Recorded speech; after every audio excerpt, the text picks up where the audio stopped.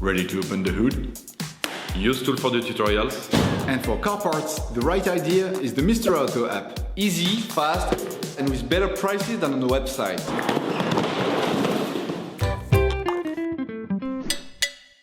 You will find the bulk tie rod ends used in the video exclusively on the Mr. Auto website and through the link in the description.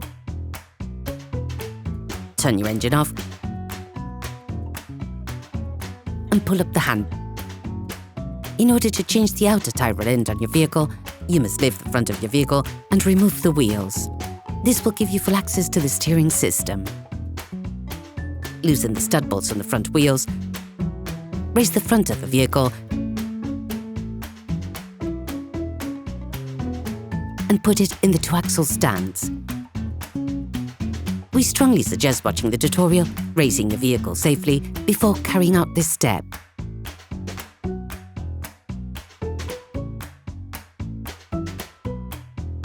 You will then be able to take off the wheels. Don't forget to slide them under the vehicle. You can now see the outer tie rod end. As the components to be removed are very often seized up, don't hesitate to brush and to use penetrating oil to facilitate the operation. With a marker, trace a line between the axle joint and the tie rod end. It will help later during the disassembly and reassembly process. Using a 24mm spanner, release the holding nut on the tie rod end. Hold the bolt joint using an adjustable spanner to prevent it from rotating. The Locknut is there to prevent any rotation of the two parts towards each other, which could have an impact on the alignment of your vehicle. Using an 18mm spanner, a socket wrench and a 6mm Allen socket, undo the nut holding the tie rod end. If you do not have a ball joint puller, take a hammer and hit the Locknut hard just at the end of the threading.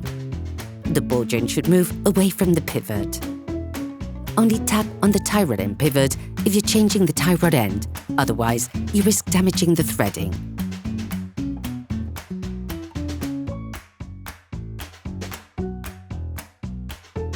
Paying close attention to the point of reference, unscrew the tie rod end, counting the number of turns necessary to extract the tie rod end.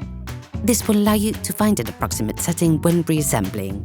For greater accuracy, we advise you to measure the distance between the Locknut and the end of the tie rod ball joint using a caliper.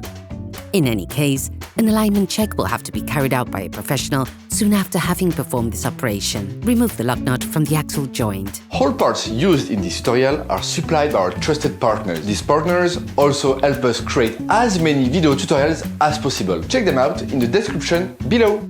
Screw the Locknut back on until the distance measured with a caliper is reached. You will find the bulk, parts and products used in the video on the Mr. Auto site and in the link in the description. Take the new tie rod end. Put the tie rod end back in place, making the same number of turns as counted during disassembly. Using a wire brush, scrub the pivot, then apply silicone grease to the flat part that will be in contact with the tie rod bellows. Do not grease the inside of the cone.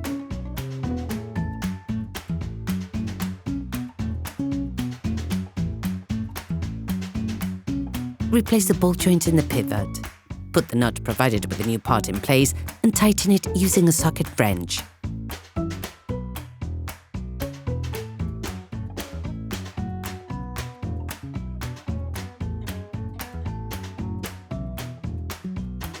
Finish off the tightening with a torque wrench.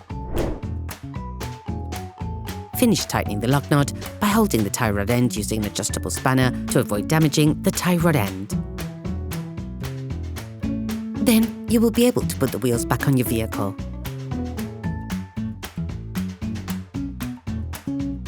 During this operation, you will work on the steering system of your vehicle. Checks on tire alignment, when carried out by a professional, will guarantee that your steering system has been perfectly aligned and is in good working order. Operation completed. Hi, it's Theo from UseTool. I hope this video has helped you a lot in your car maintenance. We will be super grateful if you could spread the word so that we can produce even more tutorials. Simply give us a like, a comment, and hit that subscribe button. It really helps us boost the channel and help the whole community. Thanks a lot and have a great one.